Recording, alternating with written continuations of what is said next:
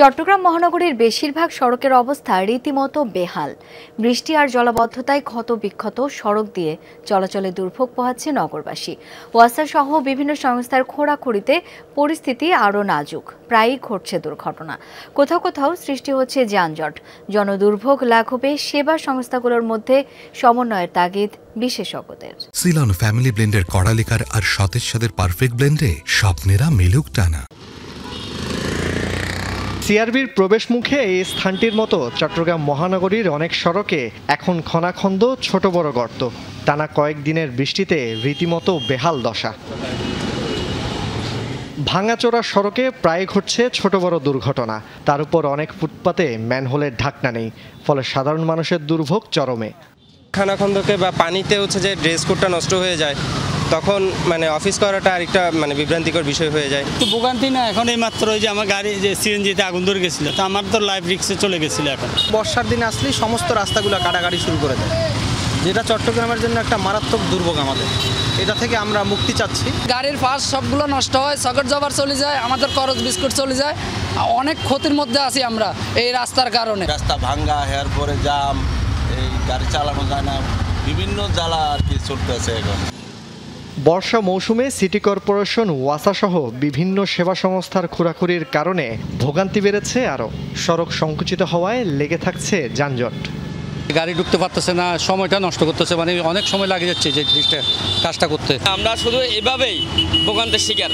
এই গল্লিতে ঢুকলে ওই গল্লি পর্যন্ত গেলে, ওখান থেকে ওই গল্লি বন্ধ, এরপরের গল্লিতে গেলে ওইটাই বন্ধ। গাড়ি ঘোড়া চলতেছে না, পুরা রোড রাস্তায় জাম হইতেছে।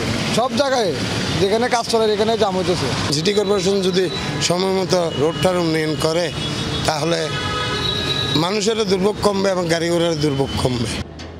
দুর্ভোগ পিছু ছাড়ছে না ফ্লাইওভারেও। স্থলগলা ক্রসিং, দেওয়ানহাট ওভারব্রিজ অনেকটাই জরাজীর্ণ অবস্থায়।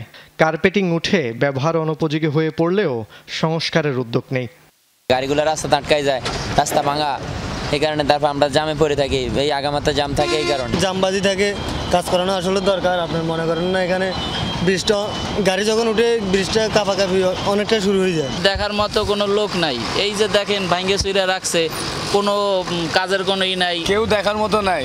এই রাস্তাটা আজকে না, অনেকদিন যাবত এমন অবস্থায় পড়ে আছে। বন্দর গুরুত্বপূর্ণ ব্রিজটা, কিন্তু কোনো কেউ দেখার মতো নেই।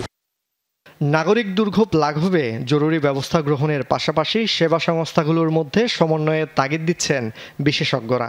সবটার পিছনেই ব্যবস্থাপনার ঘাটতি, ম্যানেজমেন্ট প্রবলেম। এই ম্যানেজমেন্ট প্রবলেমের যদি উন্নতি না হয়, তাহলে চট্টগ্রামের নগরবাসী দুর্ভোগ থেকে মুক্তি পাবে না। জুবাইদ ইবনে শাহাদাত, যমুনা নিউজ, চট্টগ্রাম। দর্শক, এই বিষয়ে আরও জানবো। চট্টগ্রাম থেকে এখন আমাদের সাথে যুক্ত হচ্ছেন সহকর্মী মামুনুর রশিদ অভি। সমস্যার সমাধানে কর্তৃপক্ষ কোনো ধরনের পদক্ষেপ নিয়েছে কিনা?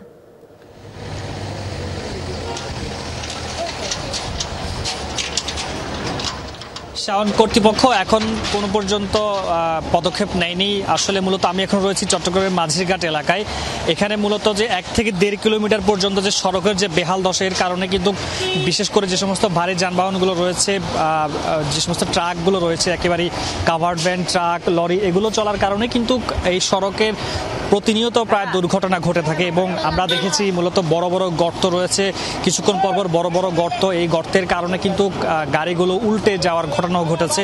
বিশেষ করে যখন বৃষ্টি হয় চট্টগ্রামে, এর কারণে কিন্তু গর্তগুলোর মধ্যে একেবারেই পানিতে ভরে যায়। ফলে মানুষ যারা চালক রয়েছেন তারা কিন্তু বুঝতে পারেন না যে এটি আসলে সড়ক কি না, বা এখানে গর্ত রয়েছে কিনা। এর কারণে কিন্তু এই যে কিছুদিন আগে বৃষ্টি হয়েছে, এই কারণে কিন্তু এখানে বেশ কয়েকটি গাড়ি, লরি এবং বাস এবং মাইক্রো উল্টে যাওয়ার ঘটনা ঘটেছে। এবং স্থানীয় যারা রয়েছেন তারা বলছেন যে এর ফলে কিন্তু কয়েকজন আহত হয়েছেন। এবং এইটি কিন্তু একেবারে নিত্যদিনের ঘটনা। এবং যে সমস্ত সেবা সংস্থাগুলো রয়েছে তাদেরকে বারবার বলা হলেও কিন্তু তারা এ নিয়ে কোনো ধরনের পদক্ষেপ গ্রহণ করছেন। এবং তারা আসলে সবসময় এই অভিযোগটুকু করে থাকেন। এবং তারা আসলে চাচ্ছেন যে দ্রুত সময়ের মধ্যে এই যে সড়কের যে বেহাল দশাগুলো রয়েছে, বড় বড় গর্তগুলো রয়েছে, সেগুলো যাতে খুব দ্রুত সময়ের মধ্যে রিপেয়ার করা হয়, যাতে ভোগান্তিটা অন্তত কমে। এবং বিশেষ করে যখন বৃষ্টি হয় তখন তো দুর্ভোগ একেবারে চরমে থাকে এবং চালকরা কিন্তু খুব আতঙ্কে থাকেন যে কখন আসলে গাড়িটি উল্টে যাবে। এ নিয়ে একেবারে অনিশ্চয়তার মধ্যে দিয়ে তারা আসলে এই সড়কটিতে গাড়ি চলাচল করে থাকেন।